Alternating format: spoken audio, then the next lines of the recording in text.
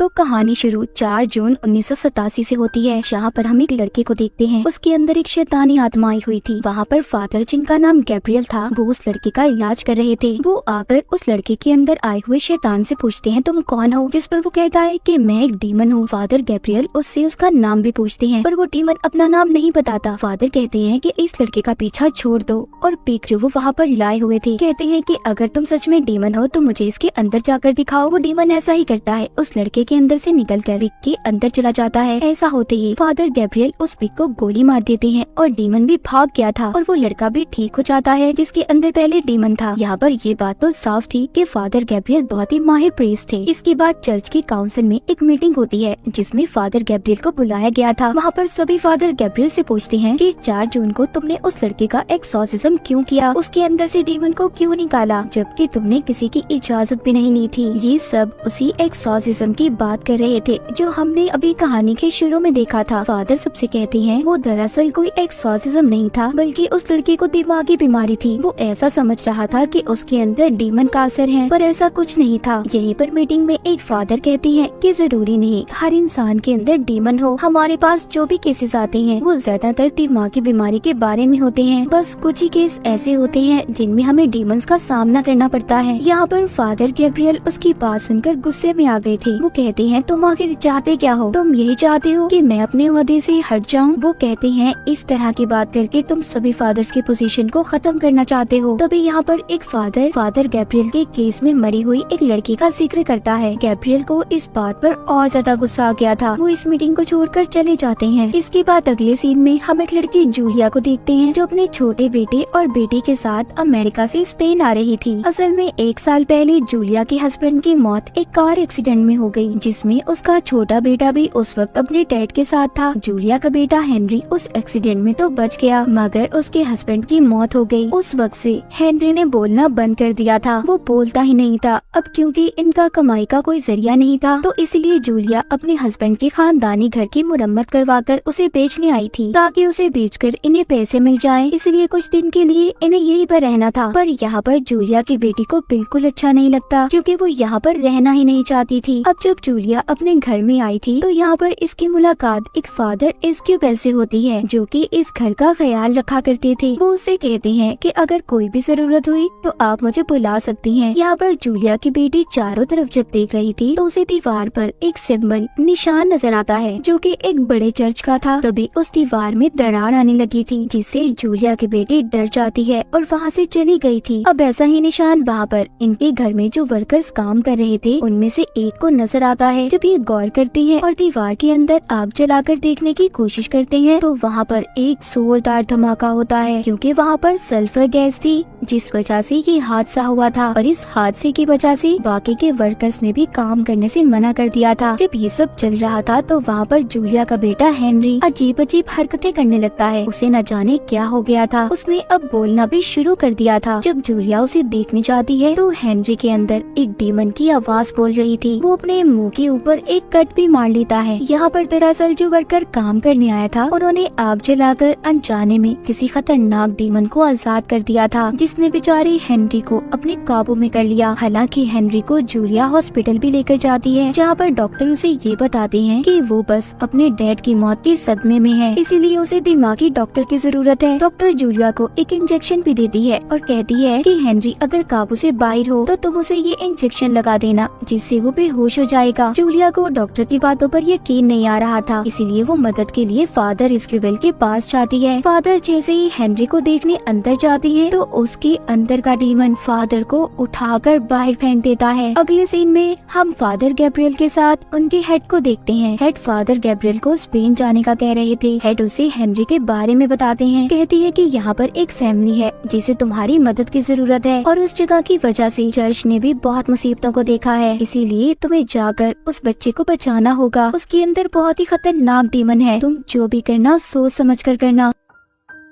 Father Gabriel अब अपने head के कहने पर जूलिया के घर पर पहुंच जाते हैं, पर वो इस बात पर हैरान थे कि हेनरी के अंदर जो डीमन है उसने चर्च का क्या नुकसान किया था। फादर गैब्रियल अब जूलिया से कहते हैं कि मैं हेनरी को देखना चाहता हूँ। जब ये उसके पास जाते हैं तो हेनरी के अंदर का डीमन उन्हें देखकर हंसने लगता है और कहता है आ जाओ, मैंने तुम्हें यहाँ पर बुलाना था। फादर गैब्रियल तभी उसे एक निशान दिखाते हैं जिससे हम हेनरी की आंखों में डीमन की आंखों को भी देख पा रहे थे। जब वो उससे उसका नाम पूछते हैं तो डीमन अपना नाम बताने से मना कर देता है। दरअसल यहाँ पर किसी भी डीमन का नाम पता चल जाए तो एक्सॉर्सिज्म जादू करना आसान हो जाता है, इससे जल्दी डीमन काबू में आ सकता था। यहाँ पर हेनरी के अंदर का डीमन गैब्रियल को डरपोक फायर बुलाता है। दरअसल गैब्रियल पहले आर्मी में था पर एक जंग में वो लड़ाई से हट गया, मगर इस बात से गैब्रियल को कोई फर्क नहीं पड़ रहा था। तभी हेनरी अपने मुंह से एक मरा हुआ परिंदा निकालता है, जो देखकर गैब्रियल थोड़ा परेशान हो गई थी। वो बाहर आकर एस्क्यूबेल और जूलिया को बताते हैं कि हेनरी के अंदर कोई बहुत ही खतरनाक डीमन है जो बहुत ज्यादा ताकतवर भी है। उसका एक्सॉर्सिज्म उस पर जादू करना आसान नहीं है और अगर हमने जल्दी कुछ न किया तो हेनरी की जान को भी खतरा हो सकता है। फादर गैब्रियल बताते हैं कि हेनरी को अपने डैड की मौत का सदमा था जिसका फायदा डीमन ने उठाया, पर ये समझ नहीं आ रही थी कि डीमन हेनरी के अंदर आकर आखिर करना क्या चाहता था। उधर डीमन जूलिया की बेटी को भी डराता है। उसके मरे हुए डैड यानी कि जूलिया के हस्बैंड की आवाज में वो उससे फोन पर बात कर रहा था। यहाँ पर डीमन ने अपना काम करना शुरू कर दिया था। उधर एस्क्यूबेल और गैब्रियल मिलकर हेनरी का एक्सॉर्सिज्म करने की तैयारी कर रहे थे। जब ये दोनों उसके पास जाते हैं तो डीमन इन्हें इनकी पिछली जिंदगी के बारे में बताता है। वो गैब्रियल से कहता है तुम्हारी वजह से एक लड़की की जान गई, और एस्क्यूबेल से कहता है कि तुम प्रीस्ट हो ना, फिर भी गलत काम करते हो। ये बात सुनकर एस्क्यूबेल हेनरी का गला दबाने लगता है। गैब्रियल उसे रोकता है, इस वजह से इनका एक्सॉर्सिज्म भी पूरा नहीं हो पाया था। अब बाहर आकर एस्क्यूबेल अपनी कहानी गैब्रियल को बताता है। कहता है कि मुझे एक लड़की से प्यार हो गया पर वो नहीं जानती थी कि मैं एक प्रीस्ट हूँ और हमारे बीच बहुत कुछ गलत हुआ, पर जब मुझे एहसास हुआ मैंने उसे छोड़ दिया और अपनी जिंदगी प्रीस्ट बनकर गुजारने का फैसला किया। इसलिए वो डीमन मेरी कमजोरी का फायदा उठाना चाहता है। उसे फादर गैब्रियल को अपने दिल की बात बताकर काफी अच्छा हल्का महसूस हो रहा था। अब बारी थी गैब्रियल की। वो बताते हैं कि जब जंग के दौरान मेरे सारे साथी मर गए तब मैंने प्रीस्ट फादर बनने का फैसला किया। मेरे पास तब सबसे पहला केस एक लड़की का आया। उसको किसी डीमन ने अपने काबू में किया हुआ था, पर मुझे लगा कि वो दिमागी तौर पर पागल है, पर ऐसा नहीं था। उसने मेरे सामने एक परिंदे को भी खा लिया। इसीलिए तो जब हेनरी ने अपने मुंह से मरे हुए परिंदे को निकाला तो मैं डर गया था और वो लड़की बाद में छत से कूद गई, जिस वजह से उसकी मौत हो गई। मुझे आज तक यही लगता है अगर मैं उसकी बात को मान लेता और उसमें से डीमन को निकाल देता तो आज वो जिंदा होती। इसीलिए अब फादर गैब्रियल एस्क्यूबेल से कहते हैं कि तुम्हें हेनरी पर नजर रखनी होगी और खुद यहाँ पर उस डीमन के खिलाफ सबूत ढूंढने चले जाते हैं, जहाँ पर उन्हें इसी घर में एक कुआं मिलता है जिसके ऊपर चर्च के निशान की सील लगी हुई थी, जिसको हटाने से फादर गैब्रियल को बहुत सारे कंकाल ढांचे नजर आते हैं। उधर दूसरी तरफ हम चर्च में गैब्रियल के हेड को देखते हैं जो बैठे एक किताब को पढ़ रही थी, जिसे पढ़कर उन्हें ये बात पता चलती है कि वहाँ पर जो डीमन है वो बहुत ताकतवर है। वो एक ही वक्त में बहुत सारे लोगों को पोजेस्ड अपने काबू में कर सकता है। इसी किताब को पढ़ते हुए हेड की तबीयत भी खराब हो रही थी। उधर हेनरी के अंदर का डीमन जो कि एस्क्यूबेल को चालाकी से अपनी मदद के लिए बुलाता है। जब वो उसके पास जाता है तो उसने उसका कान काट लिया था। साथ ही वो जूलिया की बेटी को भी दूर फेंकता है और जूलिया को बेड पर फेंककर उसका गला घोटने लगता है। जब इन सब के बारे में गैब्रियल को पता चला तो वो वहाँ पर आकर सबको बचाते हैं।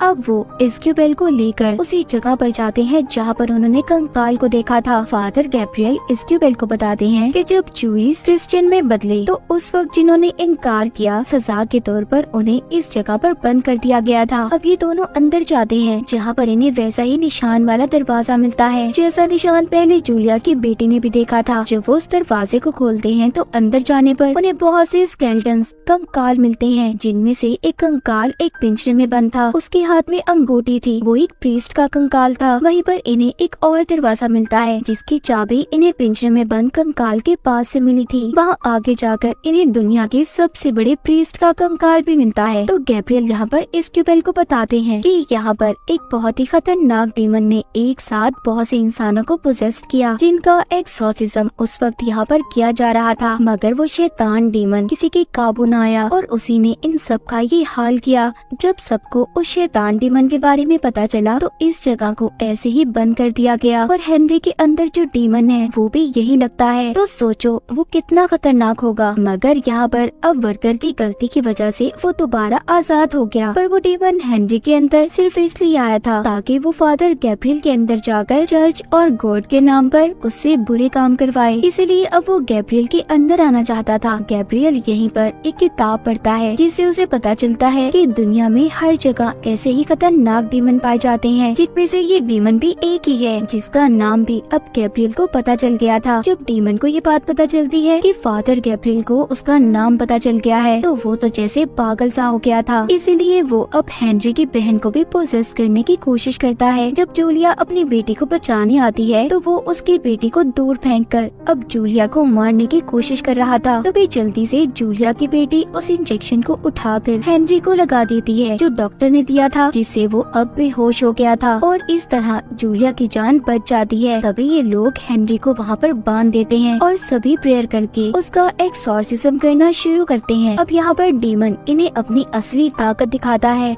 वो जूलिया की बेटी को पोसेस कर लेता है जो देखते ही देखते छत की सीलिंग पर चढ़ गई थी। वो जूलिया को मारने की भी कोशिश करता है। डीमन गैब्रियल से कहता है कि अगर तुम मेरे सामने अपने घुटने टेक दोगे तो मैं सबकी जान को छोड़ दूंगा। गैब्रियल जब सबकी जान खतरे में देखता है तो वो डीमन की बात को मान गया था, जिससे वो डीमन सबकी जान को छोड़ देता है। इस बात का फायदा उठाकर इस्क्यूबेल जूलिया और उसके बच्चों को जल्दी से यहाँ से जाने का कहता है और खुद यहीं पर रुककर फादर गैब्रियल की मदद करने का फैसला करता है। अब डीमन हेनरी को छोड़कर फादर गैब्रियल के अंदर आ गया था। फादर खुद को फांसी लगाकर अपनी जान देना चाहते थे क्योंकि वो जानते थे कि डीमन पता नहीं उससे क्या क्या गलत काम करवाएगा, पर डीमन ऐसा नहीं करने देता। गैब्रियल को खून की उल्टी आ रही थी, इसीलिए ये अब उसी एक्सॉर्सिज्म वाली जगह पर जाकर खुद को जलाकर मारने की कोशिश करते हैं। इसी बीच इस्क्यूबेल भी वहाँ पर पहुँच गया था जो मंत्र पढ़कर एक्सॉर्सिज्म को शुरू करता है, पर तभी उधर डीमन उसके सामने उसी लड़की को ले आता है जिससे इस्क्यूबेल प्यार करता था। वो लड़की खून में नहाई हुई थी, वो उसे मारना शुरू कर देती है। उधर दूसरी तरफ गैब्रियल के सामने भी डीमन उसी लड़की को लाकर खड़ा कर देता है जिसकी गैब्रियल की वजह से मौत हुई थी। इस्क्यूबेल यहाँ पर उस लड़की के सर पर जब क्रॉस का निशान रखता है जिससे उसका जिस्म फट गया था, अभी गैब्रियल को भी देता है। इस तरह वो लड़की भी गैब्रियल से दूर हो गई थी, जिसके बाद दोनों इस्क्यूबेल और गैब्रियल मिलकर एक्सॉर्सिज्म को शुरू करते हैं और उस डीमन को उन्होंने हेल यानी कि नर्क में भेज दिया था। वहीं पर गैब्रियल की हेड की तबीयत भी ठीक हो गई थी। वो अब दोनों को बुलाकर शाबाशी देते हैं। तभी वहाँ पर एक और फादर आते हैं जो बताते हैं कि अभी भी 199 जगह ऐसी हैं जहाँ पर ये शैतानी डीमन पाए जाते हैं। तुम्हें जाकर इन्हें खत्म करना होगा और इसी के साथ ही कहानी यहीं पर खत्म हो जाती है।